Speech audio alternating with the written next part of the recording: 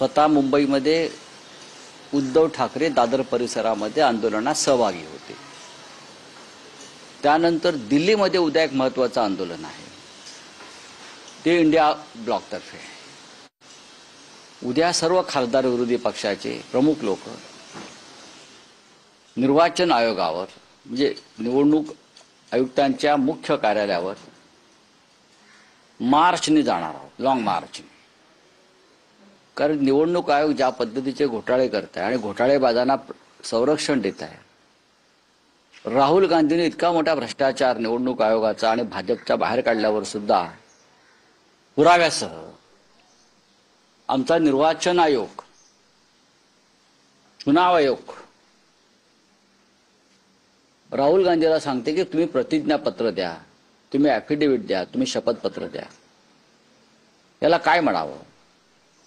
राहुल गांधी या देशातल्या सर्वोच्च लोकशाही मंदिराचे, लोकसभेचे विरोधी पक्ष नेते आहेत। ते जबाबदारीने बोलतात। त्यांनी त्याच्यावरती संशोधन केलेलं आहे।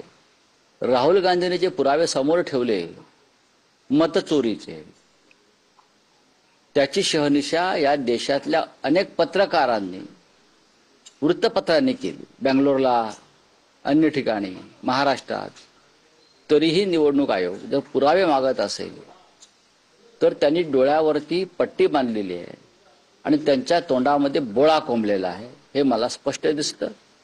अशा निवडणूक आयोगाच्या विरोधामध्ये उद्या इंडिया ब्लॉकचा सर्वपक्षीय लॉंग मार्च आहे। काय म्हणजे हाच एक मोठा घोटाळा आहे। म्हणजे आम्हाला एकतर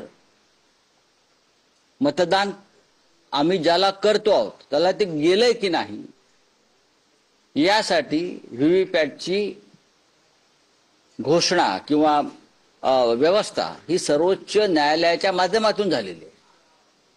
आणि आता निवडणूक आयोग म्हणते आम्ही व्हीव्हीपॅट सुद्धा घेणार नाही, दाखवणार नाही। म्हणजे आमचं मत दिल्यावरती ते कुठे गेलंय, कोणाला गेलंय हे आम्हाला कधीच कळणार नाही। आम्हाला अधिकार आहे, माझं मत मी कोणाला दिलंय आणि दिलेलं मत कोणाला गेलं हे पाहण्याचा आणि समजून घेण्याचा या भारताच्या घटनेने मला अधिकार दिला आहे।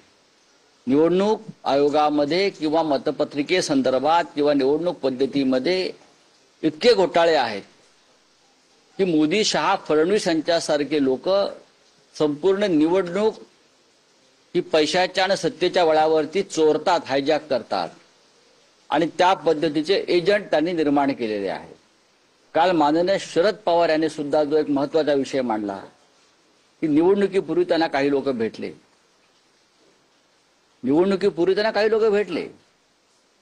आणि 160 जागी विजय प्राप्त करून देतो, विशिष्ट रक्कम द्या, ही त्यांच्याकडे मागणी केली।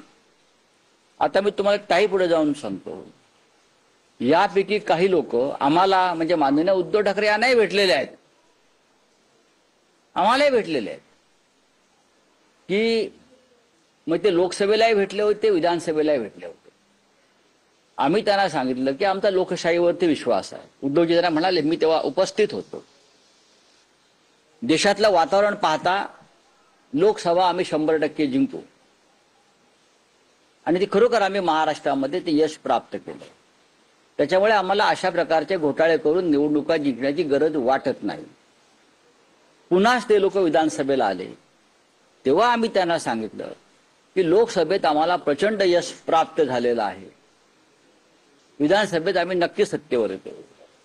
तेव्हा त्या लोकांचं असं म्हणणं होतं की तुम्ही आम्हाला 60 ते 65 जागा ज्या अडचणीतल्या आहेत त्या सांगा, आम्हाला सांगितलं, त्या आम्ही तुम्हाला विजयी करून देतो ईव्हीएमच्या माध्यमातून।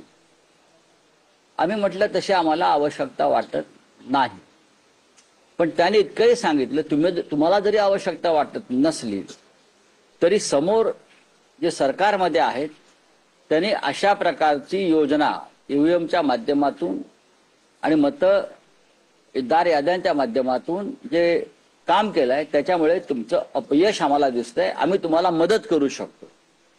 तरी आमचा विश्वास निवडणूक यंत्रणेवर होता, निवडणूक आयोगावर होता आणि लोकशाहीवर होता। दुर्दैवानं जे शरद पवार साहेब म्हणतात आणि जे उद्धव ठाकरे साहेबांना जी माणसं भेटली त्यांच्या बोलण्यात तथ्य असावं असं आता दिसतंय.